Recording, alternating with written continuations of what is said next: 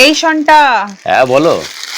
সব কি অনাথ আশ্রমে যাবে বলে প্রস্তুতি চলছে নাকি? হ্যাঁ, ওইখানে আমারও অনেক ভালোবাসার বাচ্চা কচি কাঁচা আছে যাকে বলে।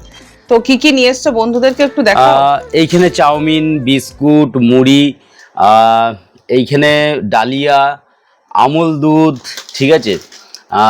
এইটা হচ্ছে কি আছে এটা? পতঞ্জলি ডালিয়া। ডালিয়া একদম, সুজি।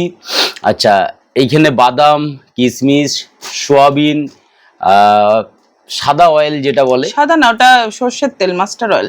হ্যাঁ, আর এইখানে হচ্ছে ডাল, হরলিক্স, আর এদিকে হচ্ছে হরলিক্সটাও জুনিয়র হরলিক্স। হ্যাঁ, জুনিয়র বাচ্চারা হরলিক্স রয়েছে যেহেতু। ডেটল, তারপরে তোমার জনসনের সাবান, জনসনের ক্রিম, শরবত, আর জামা কুচি জামা। কাচাদের জন্য। আর সামনে যেহেতু পয়লা বৈশাখ, আর ওইখানে যে কটা কচি কাচা আছে তাদের জন্য জামা।